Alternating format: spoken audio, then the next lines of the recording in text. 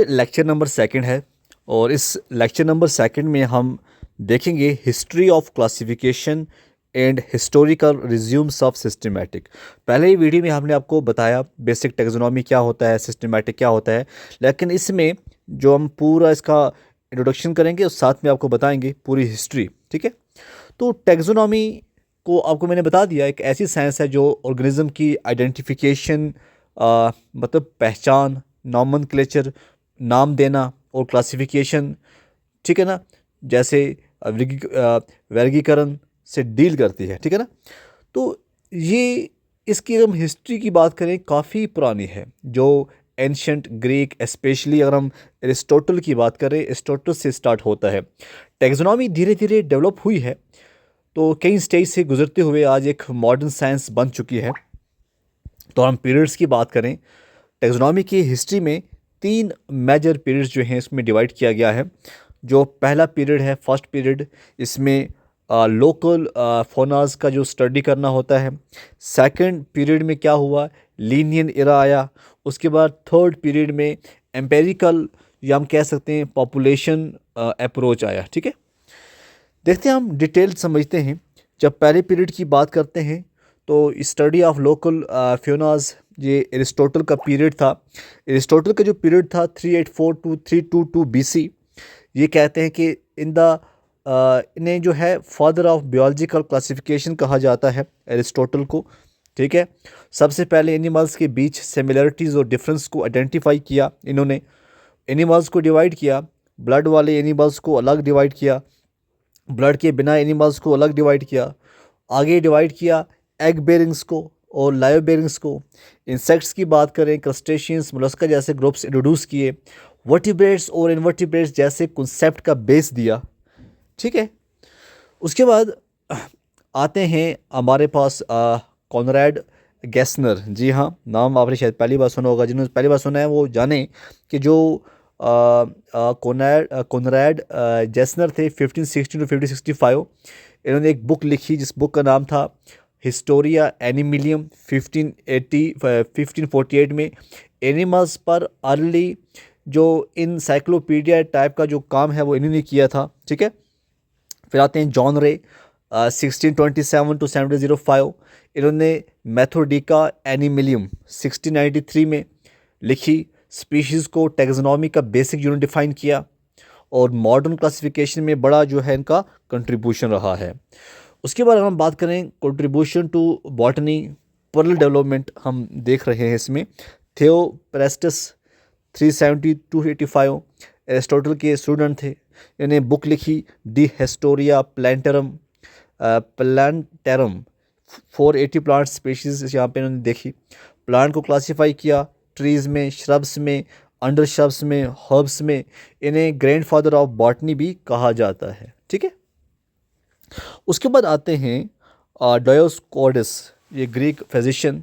इन्होंने बुक लिखी थी डी मैटेरिया मेडिका, जिसके अंदर 600 प्लांट्स इन्होंने क्लासीफाई किए थे। प्लांट्स का क्लासिफिकेशन मेडिसिनल प्रॉपर्टीज़ पर इन्होंने किया था डायोस्कोरस ने। ठीक है, उसके बाद हम बात करें, एक और आते हैं हमारे प्लिनी द एल्डर, प्लिनियस। इन्होंने बुक लिखी नेचुरलिस हिस्टोरिका। प्लांट्स को लैटिन नेम्स दिए और फादर ऑफ बॉटनी का लैटिन से कहा जाता है। एंड्रिया, फिर आगे एंड्रिया कैसल्पिनो, ये फर्स्ट टेक्सोनोमिस्ट माने जाते हैं। और बुक डी प्लांटस 1583 में क्लासिफिकेशन बेस्ड ऑन थी growth habits, seed and fruit characters पे। उसके बाद आते हैं बोहिन ब्रदर्स। बोहिन ब्रदर्स 1541 से लेकर 1631 में इन्होंने काम किया है। पाइनेक्स थेट्रिया बोटनिका ये बुक थी, इसके अंदर 6000 प्लांट स्पीशीज़ इंक्लूड किए। जीनियस और स्पीशीज़ का क्लियर कॉन्सेप्ट दिया। लीनियस ने उन्हें उनके नाम पर बोहिनिया जीनियस रखा। ठीक है, उसके बाद आता है सेकंड पीरियड। हमने पहले देखा first period, second period Linnaean era था। Taxonomy become a science. Father of taxonomy किसे कहा जाता है? कैरोलस लिनियस को father of taxonomy, modern taxonomy के फाउंडर भी इन्हें कहा जाता है। इन्हें मेजर वर्क्स कौन सा किया है? स्पीशीज़ प्लांटरम 1753 बॉटनी और सिस्टमा नेचुरा, ये जूलॉजी की बुक है, 1758 में इन्होंने काम किया है। ठीक है। उसके बाद अगर हम बात करें इनका जो मेजर कंट्रीब्यूशन रहा, बाइनोमियल नॉमेनक्लेचर इंट्रोड्यूस इन्होंने किया। किसने? सी लीनियस ने। और लिविंग वर्ल्ड को 3 किंगडम में डिवाइड किया, एनिमल्स, प्लांट्स और मिनरल्स। तो हायरार्किकल क्लासिफिकेशन इन्होंने दिया है, क्लास, ऑर्डर, जीनस, स्पीशीज़। ठीक है। तो इजी आइडेंटिफिकेशन के लिए ट्राइवियल नेम्स इंट्रोड्यूस किया कैलोस लीनियस ने। टैक्सोनॉमी को एक सिस्टमैटिक साइंस बनाया। और हम पोस्ट लीनियर टैक्सोनॉमी की बात करें, Georges Louis Leclerc, Comte de Buffon, Linnaeus की क्लासिफिकेशन को क्रिटिसाइज़ किया इन्होंने। ठीक है। आर्टिफिशियल क्लासिफिकेशन के अगेंस्ट थे, नेचुरल एंड एवोल्यूशनरी अप्रोच को सपोर्ट किया। उसके बाद आते हैं माइकल एडेंसन, बुक इन्होंने लिखी थी फैमिलीज डेस प्लैनेट्स, 1763। सब कैरेक्टर को इक्वल इंपॉर्टेंस दिया। कॉन्सेप्ट जो एडेंसोनिज्म जो है ये इन्होंने दिया है माइकल एडेंसन ने। उसके बाद आते हैं Antoine Laurent de Jussieu, book Genera Plantarum, plant को डिवाइड किया। एक जैसे आपने पढ़ा होगा, एक कोटिलीडॉन्स, मोनोकोटिलीडॉन्स, डाइकोटिलीडॉन्स। ये किसने दिया था? ये एंटोनी लॉरेंट डी जूसियस ने। और नेचर क्लासिफिकेशन सिस्टम का फाउंडेशन दिया किन्होंने? इन्होंने। उसके बाद आते हैं जीन बैप्टिस्ट लेमॉक ने theory of inheritance of acquired character दिया, जिसे हम लामार्किज्म के नाम से भी जानते हैं। चार्ल्स डार्विन आए फिर 1809 में on the origin of species. इन्होंने नेचर सिलेक्शन थ्योरी दी, वेरिएशन बताया कि एवोल्यूशन का बेस है। डार्विन फिंचेस पर काम किया इन्होंने, चार्ल्स रॉबर्ट डार्विन ने। उसके बाद आते हैं अर्नेस्ट हैकल, इन्होंने फाइलोजेनेटिक ट्री टर्म फाइलोजेनी जो है अर्नेस्ट हैकल ने दिया। फिर आता है हमारे पास थर्ड, जी हाँ, फिर हमारे पास आता है थर्ड पीरियड। और हम थर्ड पीरियड की बात करें, empirical population approach modern taxonomy. तो इसको अगर हम बात करें अराउंड 1930 से ये स्टार्ट हुआ। जेनेटिक्स और पॉपुलेशन बायोलॉजी का डेवलपमेंट हुआ। जूलियन हक्सली 1940 ने न्यू सिस्टमैटिक इंट्रोड्यूस किया। और स्पीशीज़ डिफाइंस किए जाते हैं based on morphology, ecology, geography और जेनेटिक्स। ये किसने बताया? ये हक्सली ने बताया। ठीक है।